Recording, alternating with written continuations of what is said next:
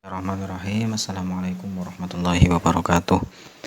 Innal hamdalillah nahmaduhu wa nasta'inuhu wa nastaghfiruh wa na'udzu billahi min syururi anfusina wa min sayyiati a'malina. Man yahdihillahu fala mudilla lahu wa man yudlilhu fala hadiyalah. Allahumma shalli ala Muhammadin wa ala alihi wa ashabihi wa man tabi'ahum bi ihsani ila yaumiddin. Yang kami hormati Bapak Subur MSI selaku dosen pembimbing mata kuliah Sejarah Pendidikan Islam, serta teman-teman semuanya semoga selalu dalam keadaan sehat walafiat. Perkenankan saya Muhammad Izun Junaidi dengan MPN 2004010014 akan mempresentasikan terkait permasalahan dikotomi ilmu pengetahuan, akar tumbuhnya dikotomi ilmu dan peradaban Islam. Pada pembahasan yang pertama, yaitu terkait mengenai pengertian dikotomi. Secara etimologi, dikotomi berasal dari bahasa Inggris dikotomi yang artinya pembagian, dua bagian, pembelahan menjadi dua, bercabang menjadi dua. Sementara dalam Kamus Bahasa Indonesia, dikotomi diartikan sebagai pembagian di dua kelompok yang saling bertentangan. Secara umum, dikotomi digunakan untuk membedakan atau memilah dua hal yang berbeda. Kemudian secara menurut istilah, dikotomi adalah pemisahan secara teliti dan jelas dari suatu jenis menjadi dua bagian yang terpisah satu sama lain, di mana yang satu sama sekali tidak dapat dimasukkan ke dalam yang satunya dan sebaliknya. Kemudian sejarah munculnya dikotomi ilmu pengetahuan. Sejarah ini mulanya dikotomi dimulai setelah melemahnya peradaban Islam, dimulai pada abad ke-12, yaitu ketika pada zaman Khalifah Abbasiyah. Diawali dengan perkembangan pertemuan Islam Arab dengan budaya yang lain, kemudian berkembang menjadi sebuah peradaban baru yang mempengaruhi cara berpikir mengenai sebuah objek. Kemudian ada beberapa faktor yang menyebabkan dikotomi ilmu pengetahuan. Yang pertama adalah penjajahan orang-orang kafir di negeri-negeri Islam, di mana para ulama yang ada di negeri Islam tersebut sangat membenci adanya penjajahan dan apa yang dibawa oleh penjajah tersebut, termasuk ilmu pengetahuan yang dibawanya, sehingga ilmu pengetahuan dikonotasikan sebagai ilmu bawaan penjajah. Yang kedua, karena umat Islam tidak mempunyai prinsip atau pegangan yang kokoh. Yang ketiga, para pemimpin Islam yang melalaikan ilmu pengetahuan dan tidak memberikan kesempatan untuk berkembang. Yang keempat, yaitu adalah berperangnya aliran filsafat, yaitu antara filsafatnya Imam Al-Ghazali, di mana filsafat Imam Al-Ghazali ini sangat mendalam dan di dalam masalah teologi atau agama, dan filsafat Al-Ghazali ini juga menyerang filsafatnya Ibnu Rushd atau Ibnu Sina yang notabene adalah filsafat yang menggunakan rasio atau akal. Kemudian ada peradaban keilmuan Islam dari zaman ke zaman. Yang pertama adalah zaman Nabi Muhammad SAW, di mana peradaban ilmu pengetahuan pada zaman ini, pendidikan pada zaman ini, kurikulum yang digunakannya adalah kurikulum berbasis wahyu. Dalam artian segala corak pendidikan disasarkan kepada wahyu Tuhan, yaitu Al-Quran. Kemudian pada zaman Abu Bakar, pola pendidikan pada zaman Abu Bakar yaitu meneruskan pola yang diajarkan oleh Nabi SAW. Kemudian dari segi pendidikan Islam terdiri dari pendidikan tauhid atau keimanan, akhlak, ibadah, kesehatan, dan lain sebagainya. Kemudian pada zaman Umar bin Khattab, pada zaman Ibnu Khattab ini, di mana pendidikan pada zaman ini tergolong sangat maju, di mana mata pelajaran yang diberikan adalah membaca dan menulis Al-Quran, menghafal serta belajar pokok-pokok agama Islam. Kemudian tuntunan untuk belajar bahasa Arab juga sudah mulai tampak. Pada masa Umar bin Khattab, pendidikan ini dipusatkan di masjid. Kemudian pada zaman Utsman bin Affan, pendidikan ini tidak jauh berbeda dari zaman sebelumnya, yaitu Umar bin Khattab.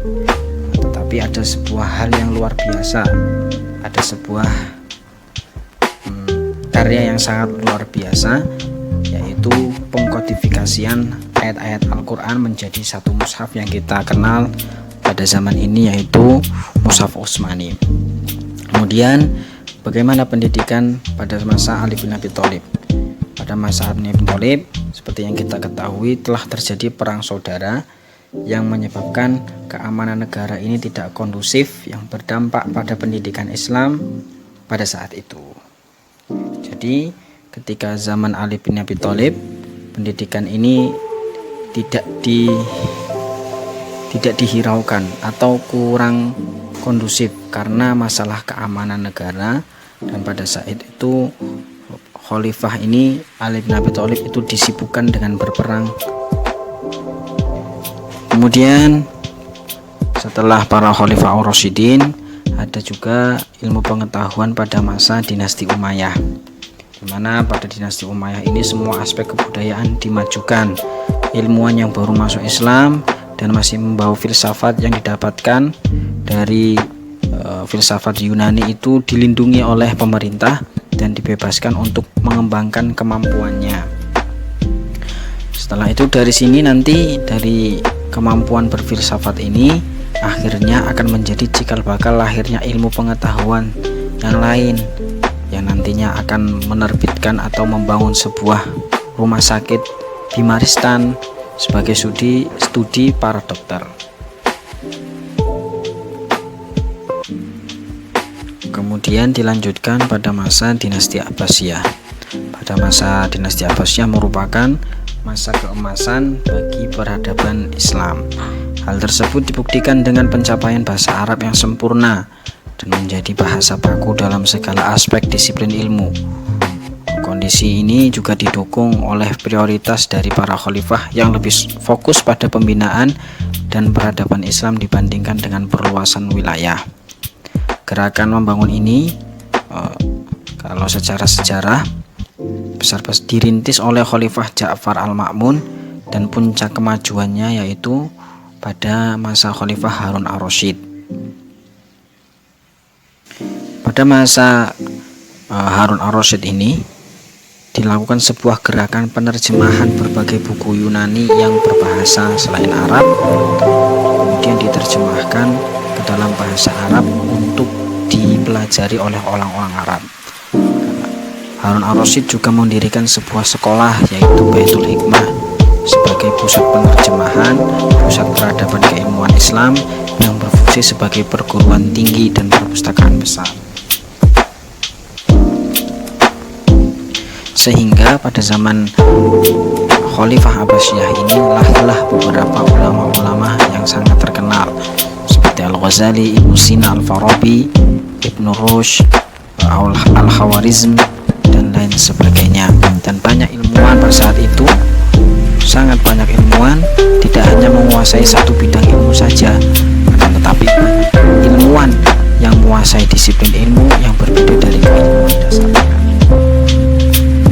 Kemudian teman-teman semuanya, setelah maraknya dikotomi ilmu dan menjadi pembahasan para ulama, para ilmuwan, sampai sekarang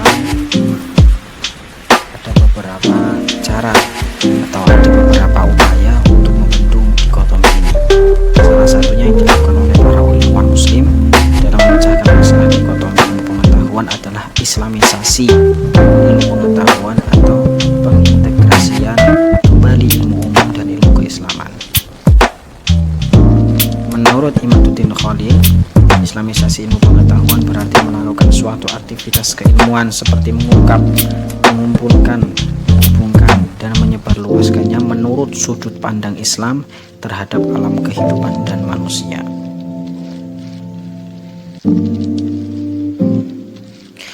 Dengan demikian, disiplin ilmu yang ada harus berlandaskan pada prinsip Islam dan tidak merupakan adopsi begitu saja dari Barat menurut perspektifnya yang sekuler, materialistis, rasional, dan empiris yang banyak bertentangan dengan nilai Islam.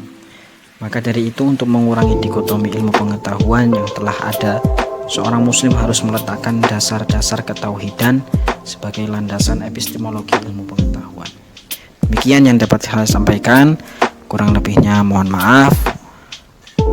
Saya akhiri. Syukron, barakallahu fikum. Wassalamualaikum warahmatullahi wabarakatuh.